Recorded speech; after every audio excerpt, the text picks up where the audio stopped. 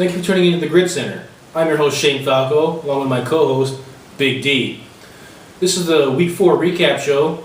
We're going to go ahead and talk about the new game, or the games of the week last week, some of the interesting events that happened, as Week 4 was quite an up and down kind of week. What do we have for the Week 4 game recaps there, big guy? Well, we got Sickwood versus TMT.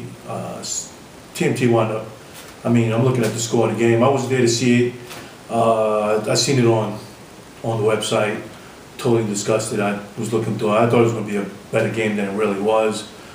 People downplay it and say, oh, well, it's just 3 interceptions. They returned back for a touchdown pretty much at the end of the game. But this is like the worst TMT Sickwood game I've seen in a while. That score was 37-14 if we got it right.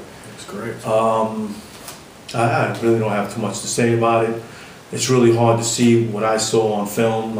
You were there. What did you see? Well, I happened to be playing at the same time, but from what I understand, it was not the same game that we're used to seeing. It just, for whatever reason, just turned out to be a complete opposite of what they normally are. Yeah. I'm looking at the sick with it, and I know they changed a lot of players around, a lot of people. They lost a lot of people in other places and stuff. But it just doesn't seem like they're really, really focused. With some of the new additions, they probably got better, but I just haven't seen the super sick with it, as Mark would say, super sick with it. I just don't see that yet. They've been winning games, but that's 2 in a row. It is. That's 2 in a row, and it's not a common thing for them. Nah, it's not. I blame it on Facebook, but we'll talk about that later. Let's go to the Big 12. We had the Zebras versus the Empire. The Zebras wound up pulling this game out 7-6. I would say this was a defensive-minded game, but I think it was sloppy play by both teams. Brawl broke out, which I didn't expect, because there's really no thugs on Empire. But these guys they didn't want to be pushed around, and the Zebras wanted to push people around, so something had to happen. Was you there for that game? I did not see that game. Oh, I know where he was, and don't tell the audience where he was. That's terrible. But I was there for the game, and we had to get everything calm. When the smoke cleared, Zebras wound up winning at 7-6. I really wasn't impressed with both teams. We got the Zebras next week, and if they try that with us, it's going to be problems. Second and None versus the Bulldogs. Second and None wound up pulling it out 19-12. My fearless leader, my co-host right here, was there for that game, so he can put some input on that game. No, actually the score was 12-7, sir, and it was a very defensive game. Second and None's got a lot of athletes. They were able to match up with us. They had a pretty good idea what we were going to do, and really kept us under control. We did have a couple of 4th downs inside the 10-yard line. Just couldn't punch it in. When you make 3 trips inside the red zone and come away with no points, you're going to end up eventually losing the game. Only 1 turnover in the entire game, and we forced it, but it just wasn't enough to get the job done. Obama definitely led his team, just like he's leading the country.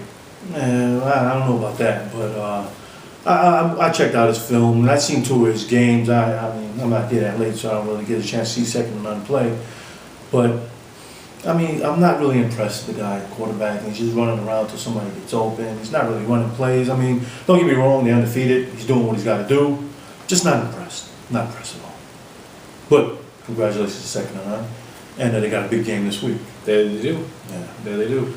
All right, the next game we got Wreckage. And who's that? The Hitmen. And that game went 19-12. Yes, it was. Yeah, so I don't have that fucking score down. But nevertheless, I witnessed this game. This game wasn't really as close as it should have been. Wreckage could have did anything they wanted to with this team, but didn't capitalize on certain situations. Quarterback is a little shaky. Every time he throws the balls, he's on the floor. He's complaining about calls, and it's really hard to quarterback and quote the fucking rule book at the same time. That's my opinion.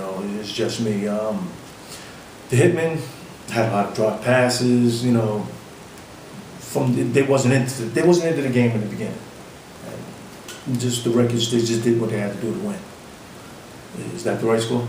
That is the correct score, Oh, and absolutely I agree with that assessment. They actually could have done anything they wanted to. The game should have been a blowout. I mean, obviously athletically, they're way more gifted than the hitmen are. But for whatever reason, those pesky hitmen, they just seem to stay around and keep games close. I have no idea how they do it, Yeah. but they find a way to do it. They did a good job. I mean, they get them next time. In the Pac-10, we had Weekend Warriors versus the Ringers. That score was 33-0. I don't know what's going on with the Ringers. They started off on fire, and then all of a sudden, they're going downhill. And right now, they're at a point where they're looking for someone to blame for the games. And I witnessed it. And if the game was closer than 33-0, they probably would have a legitimate beef. But 33-0, you can't blame anybody but yourself. You can't blame anybody for your defense and offense. I understand that they had some injuries and stuff like that, and a couple of bad calls, but 33-0, nah. Well, after the first 2 weeks, they put up about 50 total points, and the last 2 weeks they've been outscored, I think, about somewhere around 52-7. I mean, so now basically 2 weeks of up, 2 weeks of down. So I guess we're going to find out after this break that we've had what real Ringers team we have. Yeah. If it's the Ringers of old, or if they actually turned the corner and we got the new Ringers. But definitely the last 2 games they've had a chance to impress and make a statement, and they have not come to the games to play. Not shown up at all. So I have a feeling that we're going to see the same old Ringers of old. They might keep the games closer, but I just don't think they're ready. They're still not there yet. I don't know. Usually in the recipe with that, one more loss, people start jumping ship.